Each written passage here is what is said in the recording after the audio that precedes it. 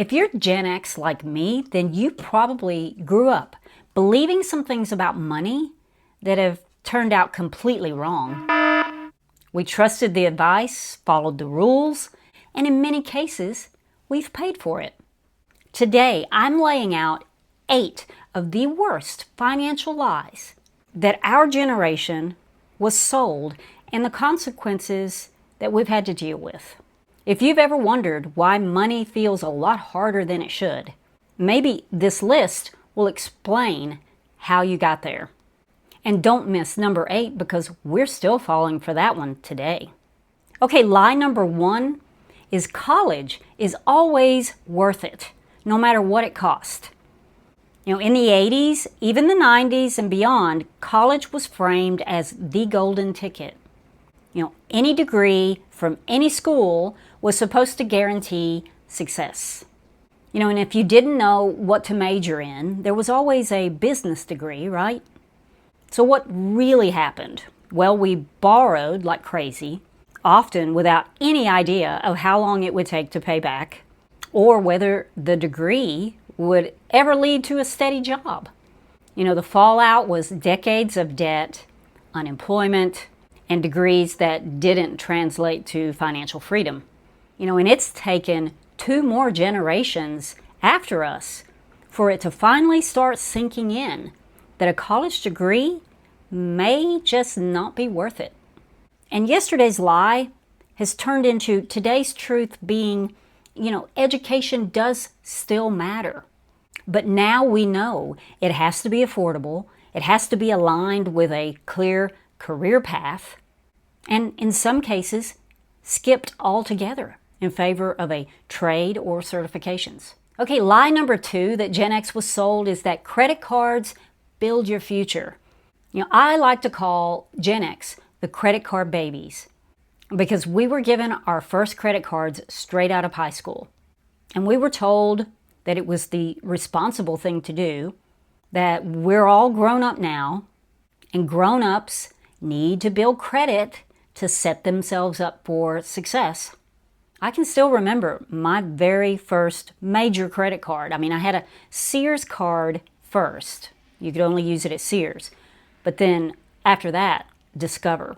If you had a Sears card, you were automatically approved for Discover. And that was my very first major credit card. But do you remember, actually getting pre-approved for cards and they just send them to you in the mail? You didn't have to apply for them. That was a thing back in the, early days. They came out of the mailbox ready to go. And also don't forget all those convenience checks that they would send with, every statement as well, just in case, And let's get real. What does a credit card in the hands of a 20-year-old end up being? For me, it was the answer to going out with my friends for dinner to Outback, or, filling the car up with gas, 2 days before payday, or getting that slippery when wet concert ticket. Of course, it only cost $17 in 1986. I remember that. And it was a miracle if you made it through your 30s without a handful of cards, all maxed out, a car payment to go with it, student loans lingering. And the real results of that was thousands of dollars lost in interest, bad credit scores and calls from collectors, and lost opportunities to financially grow. But today's truth is that credit cards can be a useful tool. Today, they've become the preferred method of payment. They still contribute heavily to your credit score, be it good or bad. And today, a lot of people use them to earn cash rewards or travel rewards. But the only way that credit cards remain as our servant versus us becoming a servant to them is paying that balance off every single month. And lie number 3 that we were sold is that buying a home was the ultimate sign of success. When I was in my 20s, renting was normal. We were all young, we were figuring it out. But by the time your 30s came along and marriage entered the picture, then the countdown was on to get a house. And back then, and I'm talking maybe mid-90s to mid-2000s, getting a house wasn't the uphill battle that it is today. There was plenty of supply, there was new construction, the rates were affordable, and banks, they were more than willing and happy to tell you you could afford more house than you realistically could. But of course, we know what happens next. The bubble burst, the housing crisis hits, layoffs swept through, and suddenly that house becomes a ball and chain. Mortgages outweighed the home values, and many Gen Xers, they lost everything. So has owning a home really been the wealth builder that we were promised? If you managed to hold on to your home through all of that, then possibly yes. Values recovered, and in many cases they soared. But today also many find that they're stuck because those things I mentioned earlier that made it easier are not the case now. Supply is really tight. Rates are still high. And property insurance and HOAs, they keep rising dramatically every year. So today's truth has morphed into, owning a home can still contribute a lot to your net worth, but only if you buy what you can truly afford and ideally aim to own it outright. Be content to stay put for a while and don't count your house itself as a retirement plan or an investment strategy. Otherwise, what was supposed to mean freedom can easily turn into feeling like a trap. Okay, lie number 4 is that Social Security will cover you. I've heard in the comments, and I've heard some people say that they've heard since childhood that Social Security wouldn't be there when they needed it. That wasn't the case for me. I had no reason not to believe that Social Security was just always going to be here. My grandparents relied solely on their Social Security checks, and it worked for them. And my mom currently has made it mostly work for her as well.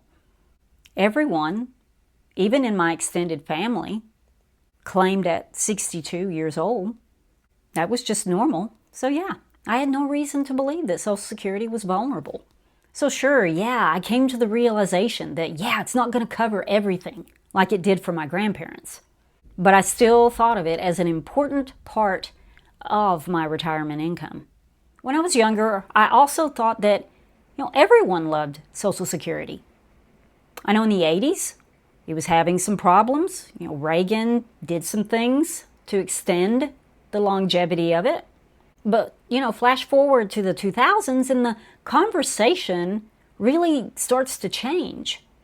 Politicians started taking sides over it. Some even wanted to abolish it completely. Rhetoric and more funding shortfalls grew louder. And here we are today, and nobody's fixed it. Nobody's really talking about it. And the result is that what once was a guaranteed safety net feels very uncertain. I still count on Social Security income being a big part of my retirement future. And I hope we all can count on that. And today's truth about Social Security is that it's merely a supplement, not a full-on solution. Okay, lie number 5 is that investing was only for the wealthy. In 1980, only 6% of Americans invested in stocks. Now, today, that number is up to 60% investing in stocks, but that still means that there are 40% of Americans out there that are not. But back to when we were young, there was no reason believing that investing was for the, average worker. To me, it felt like high stakes gambling. It was some section in the newspaper that I had no use for. The Wall Street Journal, big yawn. Plus, back then, you had to go out of your way just to invest. In brokerages, they usually required really high minimums. The fees were very expensive. So in a lot of ways, it was a wealthy person's game. Today, it's completely different. Completely accessible. You can open an account today with no minimum. And there are lots of funds that have zero fees. You can install an app on your phone and you're good to go. So that myth that investing is only for the wealthy, well, that's been shattered. But for Gen Xers who hesitated or who sat on the sidelines because it felt too complex or too risky, the cost was decades of missed compounding growth. So yesterday's lie has turned into what today's truth is that anyone can invest.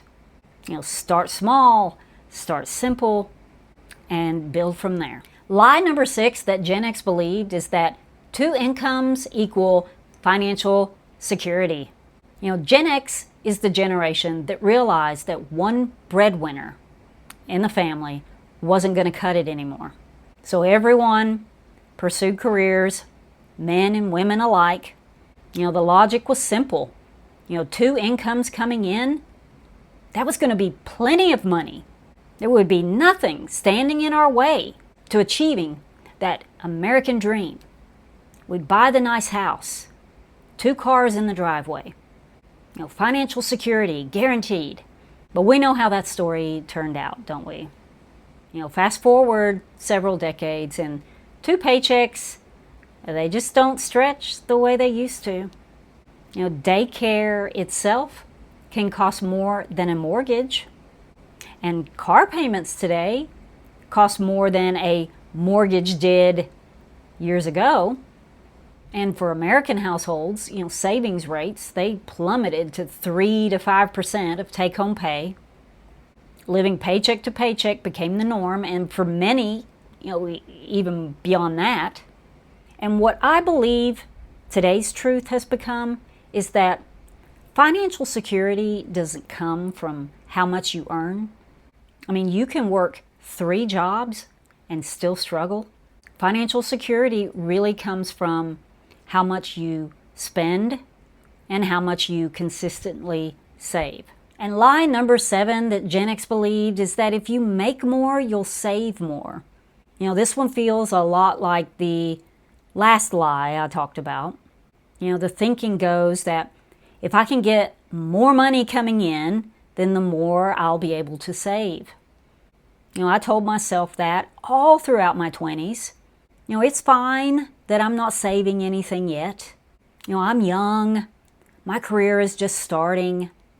As I get older and earn more, then I'll start saving. But here's what really happened. The surge of consumerism, it kept flowing. The cost of living, it kept soaring. The stalling of middle income wages, they kept stagnating. And lifestyle creep kept on crawling. Every raise, every promotion, it just got eaten up by an upgraded lifestyle. By midlife, many of us realized we weren't any closer to financial freedom. The lie was obvious, but the truth became clearer and clearer. Saving isn't about income, it's about behavior. You have to automate it. You have to make it a habit. Because if you don't make it automatic and simple, 6 figures won't save you. Okay, lie number 8 that Gen X heard over and over again is that you deserve it. Treat yourself. This one swindled almost all of us.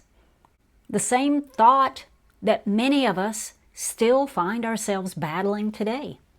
After years of marketing from Coke and American Express and Toyota, L'Oreal, McDonald's. The message really was the same. It's like, you work hard. You've earned it. Treat yourself today. In that statement, it sounds so empowering, doesn't it? Don't wait around for someone else to reward you. Just go on and take care of it yourself. Buy that gift for yourself, because who knows you better than you do? But here's where it goes wrong. When spending starts getting tied to emotions instead of reason, passion instead of practicality, and the real truth, it just doesn't come from ad campaigns.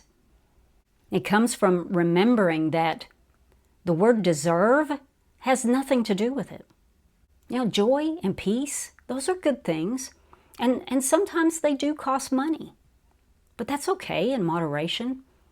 But just don't forget that treats are supposed to be special. Not every single day and not in every single category. Gen X grew up believing in a financial fairy tale in many ways. But somewhere along the way, the story has changed. The rules shifted, the ending got rewritten, and many of us, we're still scrambling to adjust to that. But here's the upside to all of this. We've lived through both worlds. The unplugged analog world that taught us resilience, and the connected digital years that give us tools and opportunities. In a way, we've had the best of both. So let's use that perspective. Let's drop the old lies, keep what still works, and write a smarter version of financial truth that fits where we are today.